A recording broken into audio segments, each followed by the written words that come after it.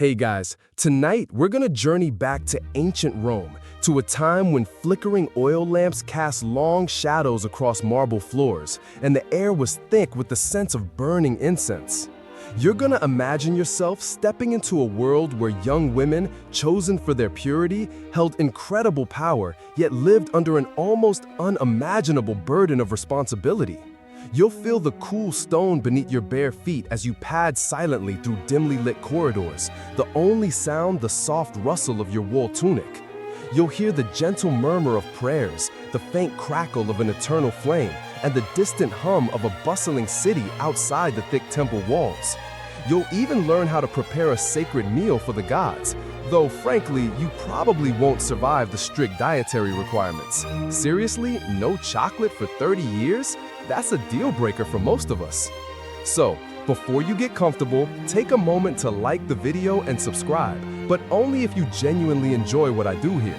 And while you're at it, let me know in the comments where you're listening from and what time it is for you right now. It's always fascinating to see how far these sleepy stories travel. Now, dim the lights, maybe turn on a fan for that soft background hum, and let's ease into tonight's journey together. You find yourself standing on the Via Sacra, the sacred way, which winds its way through the very heart of Rome. The colossal buildings of the Forum rise around you, a testament to an empire's might. But your gaze is drawn to a particular spot, nestled discreetly behind the Temple of Castor and Pollux. This is the Atrium Vestae, the house of the Vestal Virgins. It's not a grand, ostentatious palace, but rather a sprawling complex, a quiet sanctuary in the midst of the clamor. You sense a peculiar energy here, a blend of immense sanctity and profound solitude. You already feel a subtle pressure, a quiet expectation. This isn't just any building, it's the beating heart of Roman religious life, and its pulse is maintained by a very select group of women. Their purpose? To serve the goddess Vesta, the goddess of the hearth, home, and family. It sounds rather quaint, doesn't it? A goddess of hearth and home. But in ancient Rome, the hearth fire was the very essence of existence, the symbol of the state's continuity. If that fire went out, it was believed, so too would Rome's prosperity, its very survival. No pressure. And who were these women? They were the Vestal Virgins, a sisterhood unlike any other. They were the keepers of this sacred fire, chosen for their purity and dedicated to a life of chastity and service. You might imagine a group of cloistered nuns, perhaps, but the Vestals were far more integrated into Roman society, even while being set apart. They moved through Rome with an almost regal air, accorded privileges that even emperors envied. Yet their lives were governed by an almost unbelievably strict set of rules, a rigid framework that defined their every moment for 3 decades. This wasn't a choice made lightly, or even entirely by the girls themselves. Historians still argue whether the initial selection process was truly voluntary for the very young girls involved, or if family ambition played a much larger role than personal piety. Imagine being just 6 or 10 years old, plucked from your family, and suddenly thrust into a life of profound religious significance, tasked with ensuring the stability of an entire empire. Talk about an early career path. You'd probably just be trying to decide if you wanted to be a gladiator or a chariot racer, and then boom, you're suddenly the keeper of a civilization's destiny. The selection process itself was a fascinating blend of divine decree and very human intervention. You see, the young girls chosen to become Vestals were initially identified through a process called captio, which literally means taking. This wasn't a hostile abduction, though it might sound a bit dramatic to our modern ears. Instead, it was a formal ceremony where the Pontifex Maximus, the chief priest of Rome, would, with great solemnity, take a girl from her family. Imagine the scene. You're a young Roman girl, perhaps playing with your dolls or chasing a stray chicken in the dusty courtyard, when suddenly the most important religious figure in Rome shows up at your door. He's dressed in his official robes, surrounded by attendants, and he declares that you, yes you, have been chosen by the gods. It sounds quite grand, doesn't it? But it also meant saying goodbye to your old life, your family, your toys, and entering a world of immense gravity. The criteria for selection were incredibly strict. A girl had to be between the ages of 6 and 10, a very impressionable age, which, from a practical standpoint, made it easier to mold them into the disciplined priestesses they would become. She also had to be physically perfect, free from any bodily defects, and her parents had to be alive and free citizens, preferably of a respectable social standing. This wasn't a role for just anyone. It was for the daughters of Rome's most esteemed families, or at least those who could trace their lineage back without blemish. The idea was that only the most unblemished individuals could serve the goddess of purity. You might think, well, that's a bit shallow, but in ancient Rome, physical perfection was often seen as an outward manifestation of inner virtue and divine favor. So, no crooked teeth or wonky knees for Vesta's chosen ones, apparently. What's truly quirky is that there was an almost endless supply of candidates. Roman families considered it a tremendous honor for a daughter to be chosen as a Vestal, even with the lifetime commitment and the strict vows of chastity. It brought immense prestige to the family, a sort of spiritual social climbing. While the girl herself might not have had much say in the matter, her family certainly benefited from the elevated status and divine blessings believed to accrue from having a Vestal in the family. It was like winning a spiritual lottery ticket, but instead of cash, you got eternal fame and a very quiet house. Historians still argue whether the Vestals genuinely chose their destiny or if they were essentially conscripted by societal and familial expectations. It's hard to imagine a 6-year-old truly understanding a 30-year commitment to celibacy and ritual fire tending, isn't it? You'd probably be more concerned about whether the cat was going to knock over your toy chariot. Once chosen, you, the young initiate, would embark on a period of intense training. This wasn't just about learning prayers and rituals, it was about internalizing an entire way of life. You'd learn the intricate traditions of Vesta's worship, the specific rites for purifying the temple, and the precise words for invoking the goddess. You'd also be taught how to manage the temple's finances, oversee its property, and, somewhat bizarrely, act as guardians of important legal documents and wills, often including those of emperors. They were like the ultimate ancient Roman notary publics with extra divine powers. It was a rigorous education, transforming a young girl into a formidable, respected figure, capable of navigating both the sacred and the very practical aspects of Roman society. You weren't just a fire tender, you were a vital cog in the machinery of the Roman state, a living, breathing symbol of its enduring strength. Section 3. You've now left the bustling streets of Rome behind and stepped into a world of quiet contemplation, the Atrium Vestae. This isn't just a building, it's a sprawling complex, a sort of ancient Roman sorority house, but with significantly stricter rules and a whole lot less toga parties. Imagine a large open courtyard, surrounded by elegant colonnades, with the gentle sound of fountains providing a constant, soothing backdrop. The air is clean, almost ethereal, a stark contrast to the often gritty streets outside. You can almost feel the weight of centuries pressing down on you, the echoes of countless prayers and rituals resonating in the very stones. This is where the Vestals lived, worked, and spent almost their entire adult lives. The heart of the Atrium Vestae was the Aedes Vestae, the Temple of Vesta itself. It wasn't a towering, imposing structure like many other Roman temples, but rather a modest, round building, its shape symbolizing the hearth fire it housed. You'd find yourself drawn to its simple elegance, its unadorned beauty.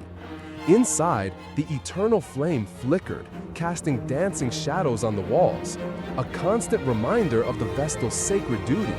You can almost feel the heat radiating from it, the symbol of Rome's enduring spirit. It was a place of profound importance, a place where the fate of the empire was, in a very real sense, believed to be held in the Vestal's hands. But the Atrium Vestae was more than just a temple, it was a home.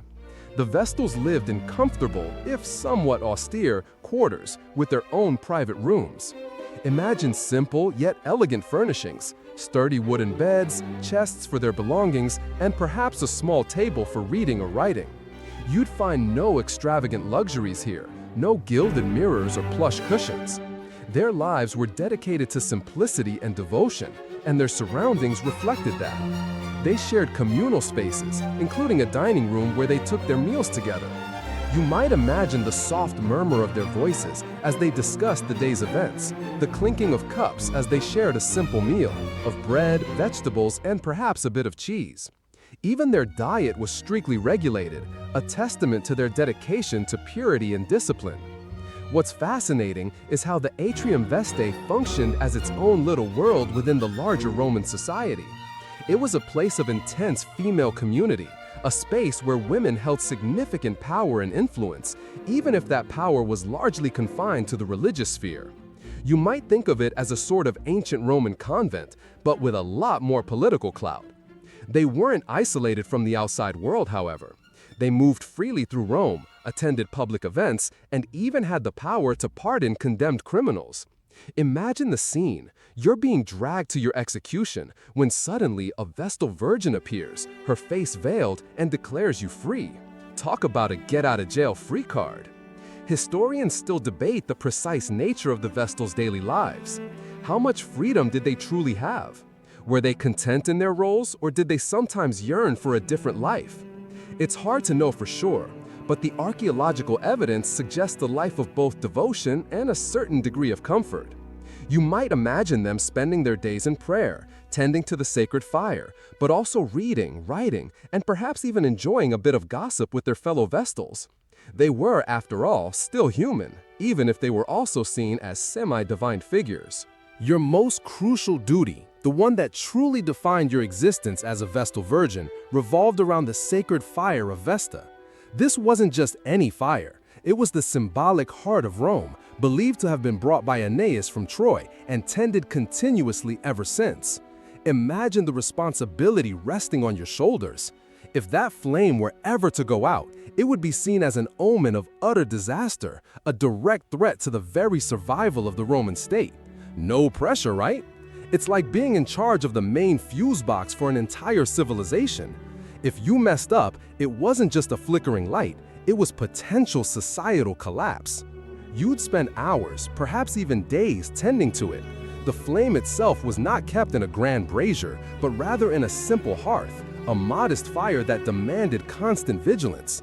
You wouldn't use modern matches or lighters, of course. Instead, you'd rely on traditional methods, rubbing sticks together to create friction, or perhaps using a concave mirror to focus the sun's rays onto tinder. It was a painstaking, methodical process, requiring immense patience and a steady hand.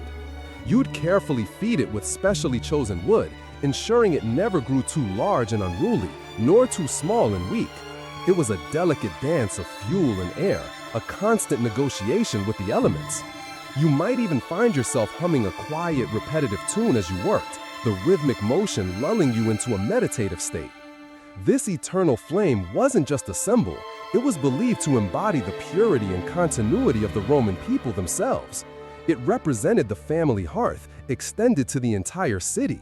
So, in a very real sense, by keeping this fire burning, you were preserving the spiritual integrity of Rome. Talk about a job description with high stakes. It's far more significant than making sure you remember to turn off the coffee machine before you leave for vacation, even if the consequences of forgetting that can also feel catastrophic at 5 a.m. Beyond the practical tending, there were rituals associated with the fire. You would cleanse the temple regularly, sweeping and purifying the space, ensuring no impurities sullied the goddess's domain. There were specific prayers and invocations, uttered in a low, reverent tone as you performed your duties. It was a repetitive, almost hypnotic routine designed to instill a deep sense of focus and devotion. You'd become acutely aware of the smallest changes in the flame's dance, the subtle shifts in the air currents, almost as if you were communing directly with Vesta herself through the medium of fire. A fascinating, slightly unsettling aspect is that if the fire did go out, it was considered an absolute catastrophe, a dire portent. The Vestal responsible would face severe punishment, as the interruption of the flame indicated a serious failure in her duties, often interpreted as a loss of chastity. It was a harsh correlation, but it underscored the absolute vital importance of their role. Historians still argue whether the extinguishing of the flame was genuinely believed to be a divine omen or merely a very convenient way to enforce discipline and maintain order within the sisterhood. You can almost hear the whispered rumors spreading through Rome whenever even a wisp of smoke seemed to miss. Section 5.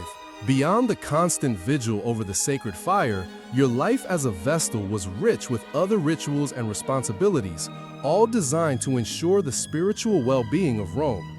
It wasn't just about keeping a flame alive. It was about maintaining a state of ritual purity for the entire city, a sort of ancient spiritual housekeeping.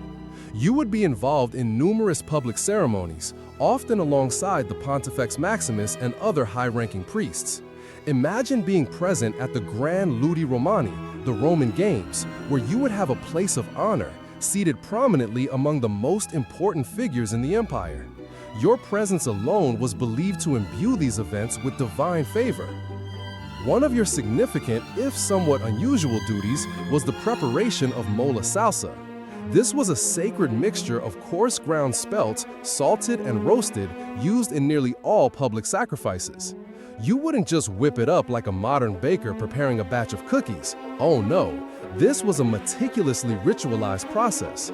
You'd grind the grain with ancient tools, your movements precise and deliberate, every step imbued with meaning. The salt, too, had to be pure, probably gathered from specific sources. It sounds mundane, but in ancient Rome, even something as simple as a salted flour mixture could be imbued with profound religious significance. It's a bit like making sure you use organic, free-range eggs for your pancakes because you believe it improves your spiritual karma. Another important ritual involved the Vestal's role in the annual procession of the Argei. This was a peculiar ceremony where 27 or 30 rush effigies, shaped like men, were thrown into the Tiber River from the Pons Sublicius, the oldest bridge in Rome. The purpose of this strange ritual is still debated by historians, but it was likely a purification rite, perhaps meant to ward off evil or ensure the fertility of the land. You, as a Vestal, would have a prominent role in this event, your pure presence thought to ensure the efficacy of the offering. Imagine the scene, standing on that ancient wooden bridge, the Tiber flowing swiftly below as you cast these strange figures into the water, the sun glinting off the river, and the cheers of the Roman crowd echoing around you. You also had custody of important objects within the temple precinct, not just the sacred fire. These included the Palladium, a wooden image of Pallas Athena, believed to have been brought from Troy by Aeneas, and other secret tokens, Pignora Imperii, that were believed to guarantee Rome's continued dominion. These were objects of immense power and secrecy, rarely seen by anyone outside the Vestals and the most senior priests. You were essentially the ultimate security guard for Rome's most prized and mysterious possessions. It's like being in charge of the crown jewels, but with far more spiritual weight and significantly less access to Netflix. Beyond these grand public duties, your days were filled with a constant stream of smaller but no less significant responsibilities. You'd participate in daily prayers, purify the temple precincts, and maintain a rigorous schedule of personal devotion. Even your hair was part of a ritual. Upon entering the sisterhood, your hair would be cut and hung on a sacred tree, symbolizing your dedication to Vesta and your separation from the secular world. It was a constant reminder of your chosen path, a visible sign of your commitment.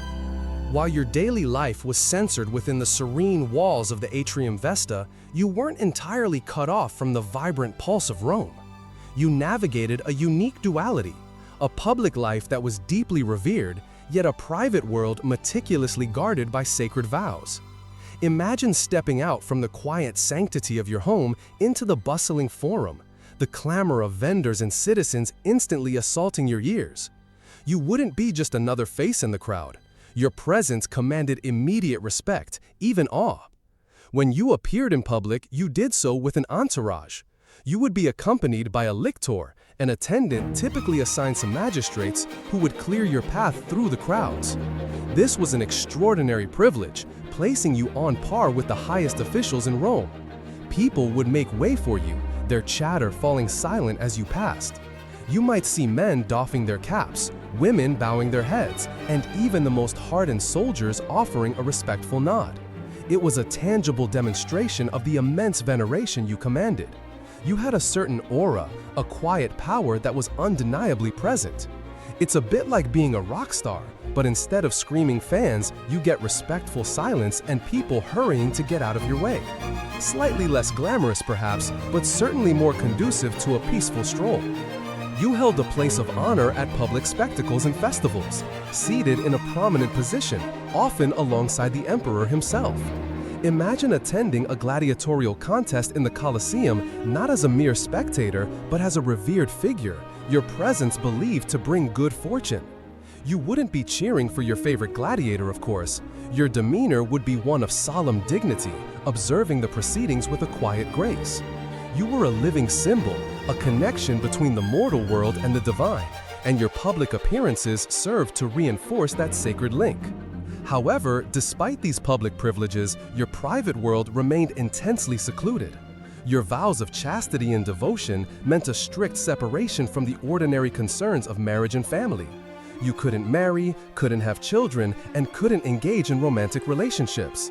This wasn't just a rule, it was the very foundation of your sacred purity, essential for maintaining the eternal flame. Your life was dedicated entirely to Vesta and to Rome. This meant your personal relationships were primarily with your fellow Vestals, forging bonds of sisterhood within the atrium. You would share meals, participate in rituals, and perhaps even confide in each other, forming a tight-knit community bound by shared purpose and strictures. What's truly quirky is that while you couldn't marry, you did have significant influence over the marriages of others. Vestals were often invited to witness important legal documents, including wills and marriage contracts, due to their unimpeachable integrity. Your presence lent an air of absolute legitimacy to such agreements. It's like being the ultimate, unquestionable witness, simply by virtue of your sacred status. Historians still argue about the true emotional toll of such a life, of public veneration and private renunciation. Did some Vestals chafe under the restrictions, or was the honor and security of their position enough to ensure contentment? It's a question that echoes across the centuries. You were revered, isolated, and yet profoundly connected to the heart of Rome. This wasn't just a life of quiet devotion. It was a position of immense social standing and influence, far beyond what any other woman in ancient Rome could hope to achieve. You weren't just respected, you were, in many ways, untouchable. Imagine having the power to literally save a life with a single glance. If you encountered a condemned criminal on their way to execution, and you, purely by accident, crossed their path, that person was immediately pardoned. All it took was your innocent presence. Talk about a magic trick. It was an extraordinary privilege, a testament to the sanctity believed to reside within you. You had special seating at public events, as we touched upon earlier, not just in the Colosseum, but at all public games and theatrical performances. This wasn't just a good view, it was a visible sign of your elevated status, a constant reminder to the Roman populace of your unique connection to the divine. You were literally sitting with the gods, or at least with their representatives on earth. You also had the right to ride in a carpentum, a covered wagon within the city limits. This might sound minor, but for any other woman, riding in a vehicle within the city was unheard of.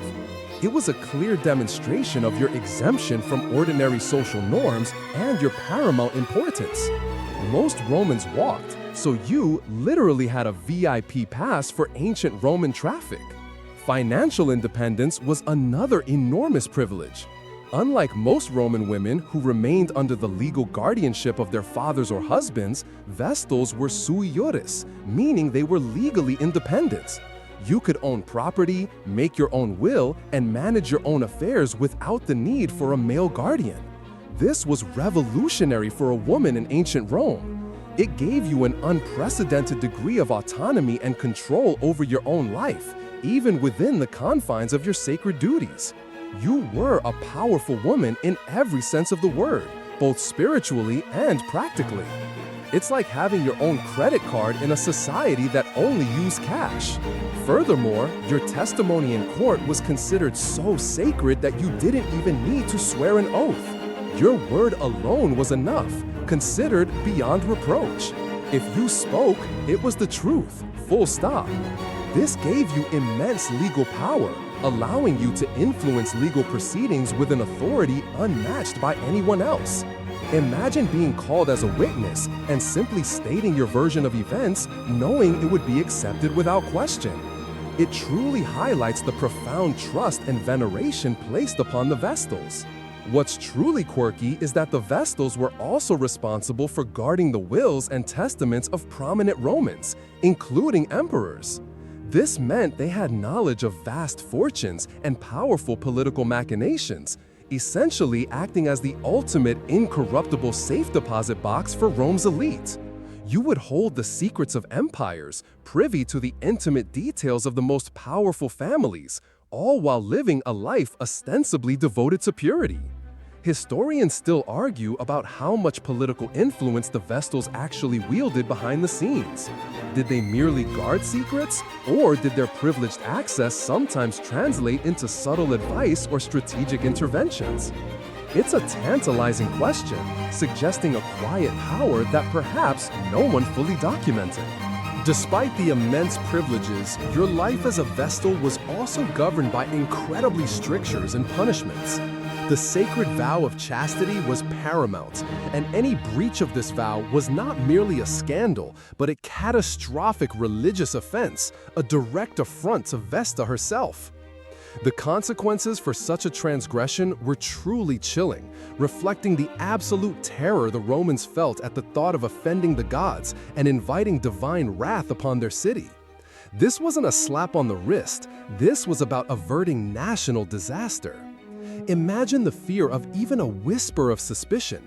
If a Vesta was accused of breaking her vows, a formal trial would ensue, presided over by the Pontifex Maximus. The stakes were impossibly high. Witnesses would be called, and evidence, however flimsy, would be scrutinized. You can almost feel the collective breath of Rome holding, waiting for the verdict. The pressure must have been immense, a suffocating weight of public expectation and divine judgment. This was far more intense than any modern court case. It was a matter of cosmic balance. The punishment for an unchaste Vestal was uniquely horrific: burial alive. This wasn't a standard Roman execution. Normally, criminals would be strangled or beheaded. But for a Vestal, shedding her sacred blood was deemed impious, an act that would further pollute the earth. So, a special, grim ritual was devised. You would be stripped of your sacred vestments, dressed instead in the clothes of a corpse, and paraded through the streets on a litter as if already dead. This public display served as a terrifying warning, a stark reminder of the ultimate price of impurity. It's hard to imagine a more public, more emotionally devastating form of condemnation. You would be led to the Campus Celeratus, the field of wickedness, just outside the city walls. Here, a subterranean chamber would have been prepared, furnished with a small lamp, a meager supply of bread, water, milk, and oil. These provisions were not given out of mercy, but to technically circumvent the direct shedding of sacred blood. She wasn't being executed, but merely allowed to die by natural means, albeit in a sealed tomb. It was a macabre legal loophole. You'd be lowered into this dark, silent chamber, the entrance sealed behind you, leaving you alone with your thoughts and the suffocating realization of your final moments. The earth itself would swallow you whole. What's truly quirky is that the man accused of having relations with an unchaste Vestal faced a different but equally gruesome fate. He would be publicly scourged to death in the Forum. So, while the Vestal was entombed in silent horror, her alleged partner endured a brutal public demise. It was a clear message: sacrilege would not be tolerated, and its consequences were absolute and swift. Historians still argue about the frequency of such punishments. Were they rare, or were there more instances than the surviving records suggest? The very existence of such a penalty speaks volumes about the absolute sanctity of the Vestal's vows and the Roman fear of divine retribution. As you imagine the grim procession to the Campus Sceleratus, the sarcophagus of punishment stands as a stark and chilling symbol of the ultimate consequence for a Vestal's broken vow. It wasn't a sarcophagus in the traditional sense, adorned with intricate carvings and meant for a revered burial. No, this was a living tomb, a subterranean chamber, custom-built for a specific, terrifying purpose. Its very simplicity made it more horrifying. Imagine a small, dark hole in the ground, just deep enough to hold a human being, with a narrow passage leading down into its depths. The air would be heavy and cold, thick with the scent of damp earth. You would be led down this passage, perhaps by the Pontifex Maximus himself, or by his attendants. The only light would come from the small oil lamp provided, its flickering glow doing little to dispel the overwhelming darkness. The chamber itself would be barren, devoid of any comfort. There would be a simple wooden bed, a pillow, and those meager rations, a small amount of bread, a pitcher of water, a little milk, and some oil.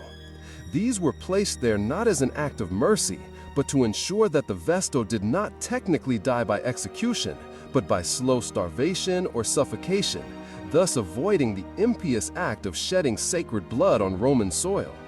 It was a macabre distinction, a bureaucratic cruelty wrapped in religious justification. You can almost feel the chill seeping into your bones as you contemplate such a solitary, lingering end. Once you were inside, the entrance would be sealed. Imagine the heavy stones being dragged across the opening, the sound of mortar being applied, slowly, deliberately. The last sliver of daylight would vanish, plunging you into absolute darkness and silence.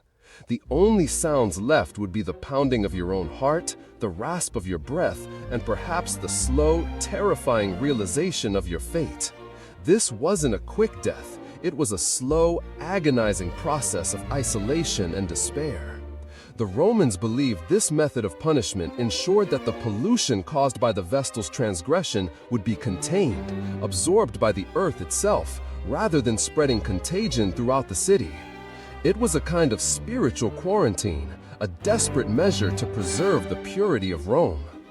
What's truly quirky, and perhaps a testament to the severity of this punishment, is that there are very few documented cases of Vestals actually being buried alive. This might suggest that either such transgressions were exceedingly rare, or that the threat of this ultimate punishment was so potent that it effectively deterred any potential breaches of vows. It's hard to imagine anyone risking such a fate. You'd probably be double-checking your vows every morning. Historians still argue about the precise details of these rituals, relying heavily on ancient texts that can sometimes be ambiguous. Was the lamp truly kept burning? Were the provisions genuinely enough to prolong life for days, or just a token? The very mystery surrounding these grim final moments only adds to their chilling power. The sarcophagus of punishment serves as a silent, terrifying reminder of the absolute, unwavering commitment expected from Rome's sacred virgins. After 30 incredibly intense years of dedicated service, your time as a Vestal Virgin would finally come to an end. This wasn't a punishment, but a much-anticipated moment of transition, retirement, and afterlife, meaning your life after the temple. You would have entered the sisterhood as a child, spent your formative years and all your prime adult years in sacred service, and now, at around 40 years old, you were free. Free to leave the Atrium Vestae, free to marry, free to live a life no longer bound by the stringent vows of Vesta. It must have felt like both a liberation and a profound disorientation. Imagine stepping out of a time machine after living in one dedicated bubble for 3 decades, suddenly faced with a completely different world. Upon retirement, you were granted a pension, a substantial sum of money that ensured your financial independence for the rest of your life. This was another incredible privilege, distinguishing you from most other Roman women. You weren't reliant on a male relative. You had your own wealth, amassed through years of managing the Vestal endowments and various donations. This financial security meant you could truly choose your own path, should you wish to. You might decide to live a quiet life of leisure, perhaps acquiring your own property and living independently. Or, and this was quite common, you might choose to marry. Indeed, many retired Vestals did marry, often to prominent Roman men. While you had sacrificed your youth and prime years to chastity, your former sacred status now made you a highly desirable bride. You were considered a woman of immense virtue, discipline, and crucially, you came with a substantial dowry. You had also spent decades interacting with Rome's most powerful families and individuals, developing a keen understanding of Roman politics and society. Imagine the dinner conversations. Oh, you think that's a scandal? Let me tell you about the time Emperor Nero tried to bribe the chief augur. It was a curious blend of sacred past and newfound secular freedom. What's truly quirky is that while you are now free to marry, historical records suggest that not all retired Vestals chose to do so. Some may have found it difficult to adapt to ordinary married life after decades of unique independence and the profound spiritual focus of their former existence. The transition from being a semi-divine, publicly revered figure to merely someone's wife, even a wealthy and respected one, might have felt like a step down. Others might have simply preferred the continued autonomy that their wealth allowed. Historians still argue whether these women truly found happiness in their post-Vesta lives, or if the profound experience of their sacred service left them forever marked by a unique sense of detachment from the mundane world. You would also retain a degree of social respect and veneration, even in retirement. You would still be remembered as a former Vestal, a woman who had dedicated her life to the gods and to Rome. While the lictor and the special seating might be gone, the quiet respect for your past service would surely remain. You would be a living legend, a tangible link to Rome's sacred history. It was a kind of immortality, not through statues or grand monuments, but through the enduring memory of your quiet, powerful dedication. As you continue your journey through Roman history, you witness the slow, inexorable decline of the Vestals as the Roman Empire itself began its transformation. Their eventual fading wasn't a sudden, dramatic event, but a gradual erosion of their power and significance, largely due to the rise of a new spiritual force, Christianity. For centuries, the Vestals were indispensable, their flame a literal and metaphorical symbol of Rome's vitality. But as Christian beliefs gained traction, the traditional Roman pagan gods and their associated rituals began to be seen as outdated, even idolatrous. Imagine the shift. For generations, people believed that Rome's very existence hinged on the Vestals' purity and their diligent tending of Vesta's fire. Then, slowly at first, but with increasing fervor, another narrative began to take hold. A monotheistic religion, centered on a single, all-powerful God, offered a different path to salvation and prosperity. The Vestals, with their elaborate rituals and dedication to multiple deities, started to feel like relics of a bygone era. It was like switching from a complex analog system to a sleek digital one. Both might work, but one just seems more relevant to the changing times. The official suppression of pagan cults began in earnest in the late 4th century CE. Emperor Gratian in 382 CE took a monumental step by confiscating the revenues of the Vestals and other pagan priesthoods.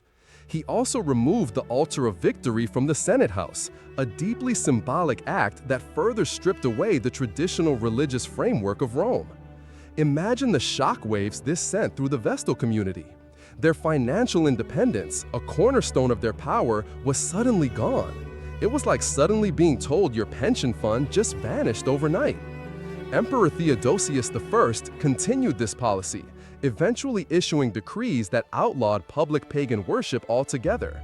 This wasn't just about financial cuts, it was about dismantling an entire belief system. The eternal flame of Vesta, which had burned for over 1,000 years, was finally extinguished.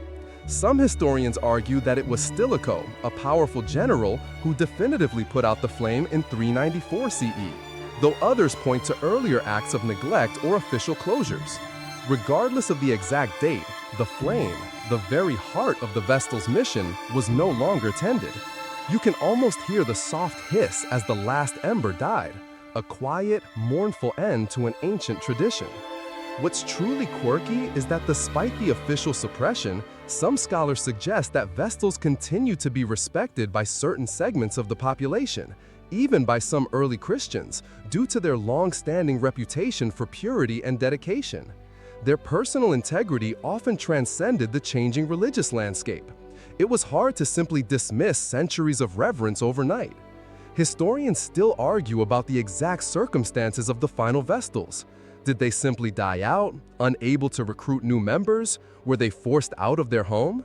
Or did they quietly convert and integrate into Christian society, their ancient knowledge perhaps subtly influencing new forms of religious life? The specific fates of the last Vestal Virgins remain shrouded in the quiet mystery of a transitioning world. Section 12. Even though the Vestal Virgins are long gone, their presence has quietly re-emerged through the wonders of archaeological discoveries. For centuries, the Atrium Vestae, their sacred home, lay buried beneath the accumulating layers of Roman history, forgotten and overgrown. But thanks to dedicated excavators, particularly during the late 19th and early 20th centuries, their quiet world was brought back to light. Imagine archaeologists carefully brushing away centuries of dirt, revealing crumbling walls, intricate mosaic floors, and forgotten statues. It's like uncovering a secret diary written in stone, slowly piecing together the daily lives of these extraordinary women. The most significant find, of course, was the very site of the Atrium Vestae itself, located right in the heart of the Roman Forum. You can actually walk through its ruins today, feeling the ancient stones beneath your feet. As you wander through the remains of their living quarters, the communal spaces, and the remnants of the sacred gardens, you get an almost tangible sense of their presence. You might even spot the pedestal bases where statues of the chief Vestals once stood, each with an inscription detailing her service and accomplishments. It's a powerful experience, connecting you directly to their silent world. It's far more impactful than just reading about it in a dusty old book, even if that dusty old book has fantastic illustrations. Among the most compelling discoveries were the statues of the Vestalis Maximi, the chief Vestals. These life-sized marble figures, often headless due to later defacement, offer a glimpse into the appearance and dignity of these powerful women. Imagine seeing the flowing drapery of their robes, the solemn expressions that once graced their faces. Each statue tells a silent story of a woman who rose to the highest ranks of the Vestal order, overseeing her sisters and representing the institution to the Roman public. You can almost feel the weight of their authority, even in their fractured forms. What's truly quirky is the discovery of household items that paint a more intimate picture of their lives. Fragments of pottery, simple jewelry, and even children's toys, perhaps left behind by young initiates, have been found. These mundane objects humanize the Vestals, reminding us that despite their sacred status, they were still flesh and blood women with daily routines and perhaps even moments of quiet play, a personal reflection. It's a bit like finding a well-loved teacup at an archaeological dig. It suddenly makes the historical figures feel much more real. Historians still argue about the full interpretation of some of these artifacts. Do they confirm strict asceticism, or do they hint at moments of unexpected comfort and personal expression within their cloistered world? The archaeological evidence continues to fuel ongoing scholarly debate. The ongoing excavations and careful preservation of the Atrium Vestae allow us to connect with these women across millennia. They invite you to imagine not just the grand rituals, but the quiet moments of their lives. The soft rustle of robes in the colonnades, the scent of incense lingering in the air, the gentle murmur of their prayers, and the constant, reassuring flicker of the eternal flame. It's a tangible link to a world that was both immensely powerful and profoundly private. Now, let's consider how the quiet dedication of the Vestals might still resonate today, creating echoes in modernity. While the concept of a sacred virgin guarding a literal flame seems firmly rooted in the ancient world, many of the underlying themes, purity, dedication, community, and the idea of service to a greater good, continue to manifest in various forms. You might find surprising parallels in unexpected places, a testament to the enduring human need for meaning and connection. Think about the concept of vows of chastity in modern religious orders, particularly within Christianity. While the specific rituals and goddesses are different, the underlying principle of dedicating one's life to spiritual service, often including celibacy, draws a clear line back to ancient practices like those of the Vestals. Nuns, for example, live a communal life centered around prayer and service, much like the Vestals did. They forego personal relationships and worldly possessions to pursue a higher spiritual calling. The commitment to a life beyond personal desires for the benefit of a larger community or spiritual ideal is a powerful, persistent thread through history. What's truly quirky is how some modern secular institutions, perhaps unconsciously, mirror the Vestal's role in guarding something vital. Consider a national archive where countless documents and historical records are meticulously preserved. While not a sacred flame, these documents represent the memory of a nation, and their loss would be catastrophic. The dedicated archivists, often working quietly behind the scenes, are in their own way guardians of a nation's continuity, much like the Vestals were for Rome's spiritual essence. You might even see a parallel in the intense security surrounding vital national infrastructure, like power grids or communication networks. The constant vigilance, the high stakes, it all carries a faint echo of the Vestals' unending watch over Vesta's fire. You can also see the Vestals' legacy in the enduring respect for symbols of national identity. Every country has its flags, anthems, and historical artifacts that are treated with a reverence that borders on the sacred. People gather around these symbols, drawing a sense of continuity and shared purpose, much like Romans gathered around the Vestal flame. It's a fundamental human trait to create and protect symbols that embody collective values and aspirations. Historians still argue about the precise transmission of these symbolic ideas. Did ancient Roman traditions directly influence later European customs, or do similar needs simply arise independently across cultures? It's a fascinating debate that highlights the interconnectedness of human experience. So, as you drift deeper into relaxation, ponder the quiet influence of these ancient women. Their dedication to a seemingly simple duty, keeping a fire lit, ensured the stability of an empire and, in a way, laid some of the groundwork for concepts of institutionalized purity and dedicated service that persist to this day. It's a subtle but profound legacy, reminding us that even the most ancient practices can leave lasting marks on the modern world. As our journey through the Vestal Virgins' world nears its end, you're left with the enduring enigma of the Vestal legacy, mystery. Their lives were a paradox, immensely powerful yet profoundly restricted, publicly revered yet privately secluded. What truly motivated these young girls, and later mature women, to dedicate 3 decades to a life of service and celibacy? Was it genuine piety, familial pressure, the allure of immense privilege, or some complex combination of all three? It's a question that continues to whisper through the centuries, defying easy answers. You see, for all the archaeological discoveries and historical texts, there remains a fundamental unknowability about their inner lives. We can observe their duties, catalog their privileges, and even understand the terrifying consequences of failure, but we can't truly step inside their minds. Did they ever regret their choices? Did they long for a different path, for love, for children, for the mundane joys of everyday Roman life? Or did the spiritual fulfillment of their service, the immense honor, and the powerful sisterhood within the Atrium Vestae provide a unique kind of contentment that transcended ordinary desires? It's a profound question that often arises when we look at lives so completely dedicated to a singular purpose. What's truly quirky is how the very mystery of their lives contributes to their enduring fascination. Had they been ordinary Roman matrons, their stories would likely be lost to time. But their unique status, their strange blend of power and seclusion, has ensured their place in history, even as their motivations remain elusive. It's like a puzzle with a few missing pieces. The incompleteness itself makes it more intriguing. You find yourself wondering what secrets they whispered in the quiet hours of the night, what personal thoughts they might have etched into wax tablets before melting them away. Historians still argue vehemently about the psychological impact of such a life. Some suggest it was a harsh, emotionally repressive existence, while others propose that the structure, security, and prestige offered a liberating alternative in a society that otherwise limited women's agency.